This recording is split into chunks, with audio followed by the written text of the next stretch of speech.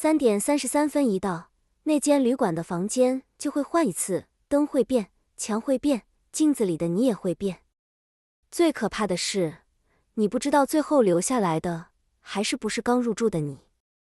旅馆怪谈0333，他们在捉弄你。那次我是一个人自助旅行，白天走景点，吃东西，拍照，晚上只想找个地方洗澡睡觉。那间旅馆是临时订的，便宜，离车站近，照片看起来也干净。我只住一晚，所以没有多想。拿到房卡的时候，我看见房号是1313，心里笑了一下，不算迷信，只是觉得有点不舒服。电梯很慢，往上升的时候会轻轻震一下，像里面有人换了一口气。13楼走廊灯很暗，地毯是深色的，踩上去几乎没有声音，像脚步都被吞掉。房间不大，一张床，一面镜子，一张桌子，窗外正对隔壁大楼的墙，近得像没有天空。我放下行李就去洗澡，水温一开始正常，洗到一半突然变冷。我把热水转回去，几秒后又冷下来，像有人在另一头把热水抢走，我只好洗快一点。可出来时，我看见浴室外的地毯上多了一条淡淡的湿痕，从浴室门口一直延到床尾。我低头看自己的脚，是干的，我告诉自己，那只是地毯颜色，是光影。我坐到桌前整理明天的行程，背后的镜子让我不太舒服，我就把台灯开亮，低头滑手机。没多久，耳边突然传来很轻的刮声，像指甲擦过玻璃。我抬头，声音停了，我再低头，刮声又来了，这次更近，像从镜子那边贴过来。我猛地回头，镜子里只有我，但镜面像起了一层很薄的雾，像有人刚对着它吐过气。我伸手去摸，镜子冰冷，没有雾，只有我的指印。我想打开电视，让房间有点声音，电视没有反应，黑色屏幕倒映着我，像另一面更暗的镜子。我干脆躺到床上，只留床头灯，刚闭眼，床底下突然传来一声闷响，像有人用头轻轻顶了一下床板。我坐起来，那条湿痕又长了一点，它停在我脚边，像有人从浴室走出来，走到床边，然后站好。我拿起房内电话，想打给柜台，里面只有空号音，手机也没有信号。我走到门口刷卡想出去，门把转到一半就被弹了回来，像有人从外面压住。我用力再转，门里发出咔的一声，然后死死卡住。那不像锁住，更像门缝里卡着一只手。我把门锁反锁又解开，再试一次，门把还是只动半圈，像有人故意让我知道，你可以试，但你出不去。我退到墙边喘气，床头灯开始一闪一闪，强冷得像冰箱内壁。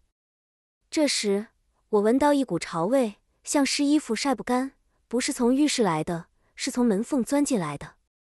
我贴近门缝听，走廊外安静的不正常。这种旅馆走廊，再怎样也该有空调声，或远处开关门的声音，可外面像被抽空了，像13楼整层，只剩我这间房。我把眼睛凑到猫眼，猫眼外的走廊灯很暗，地毯深得像黑水，本来应该亮着的安全出口指示牌也不见了，走廊尽头只剩一片黑，像那个方向根本没有出口。我刚把额头离开猫眼，门外突然响起一下敲击，扣，很轻，像有人用指节敲在门板上，提醒我知道你在看。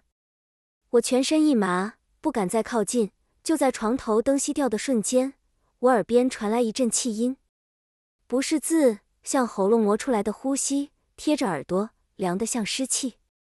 我冲回床上，把被子拉到头顶，手机屏幕忽然亮了，时间是3:33。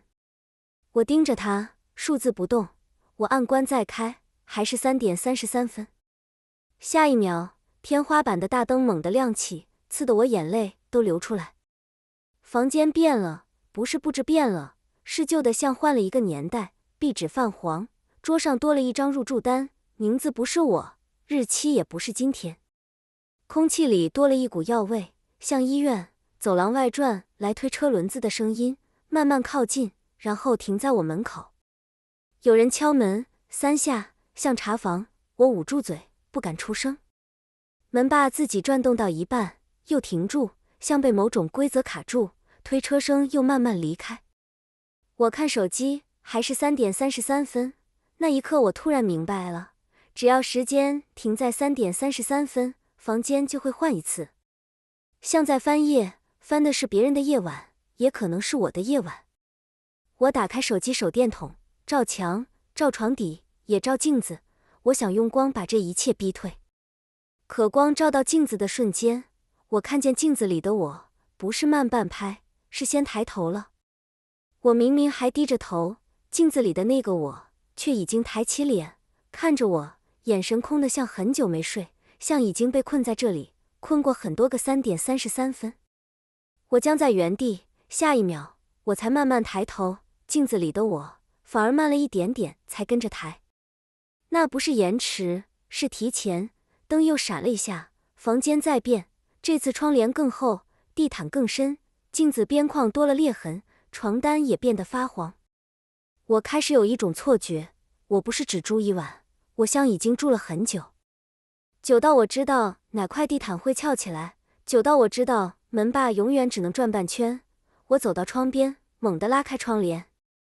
窗外不是隔壁大楼的墙，是一片黑，像外面没有城市，也没有天空。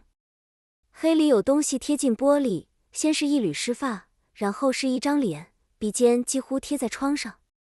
他在外面看着我，像一直在等我承认他在那里，等我开窗，等我让他进来。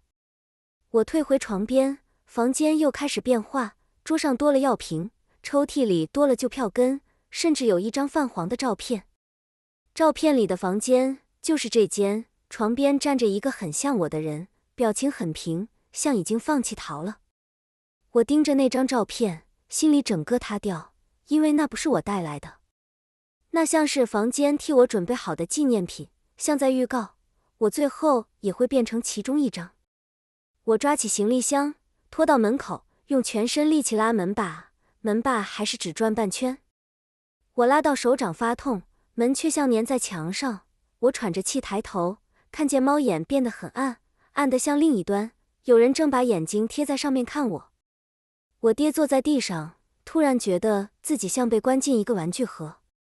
每次我想逃，他就换一个场景；每次我想求救，他就把世界按静音；每次我快撑不住，他就用3点33分把我按回原点。不知道过了多久，手机时间突然动了，3点34分，3点35分，像有人终于松手。房间回到最初的样子，壁纸正常，桌上是我的东西，窗外又是那面墙。我以为我撑过去了，我整个人像被抽干，只剩一点意识。我躺回床上，眼睛只剩一条缝。就在那条缝里，我看见上方垂下一束影子，像头发，慢慢晃，慢慢降下来。不是我的，因为它不跟着我的呼吸动，它是自己在靠近。我想抬手，可身体像被一整晚的时间压住，一点力气都没有。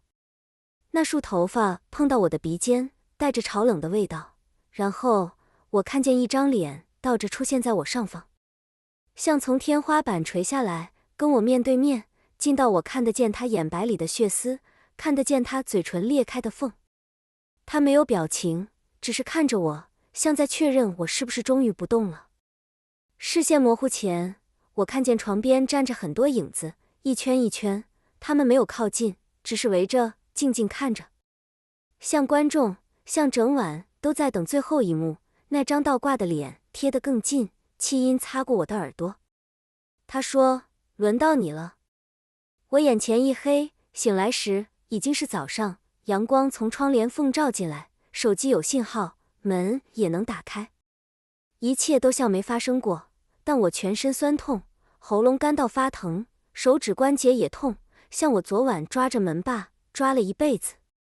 我没有整理，把东西乱塞进包里，冲下楼退房，走出旅馆那一刻，我才敢大口呼吸。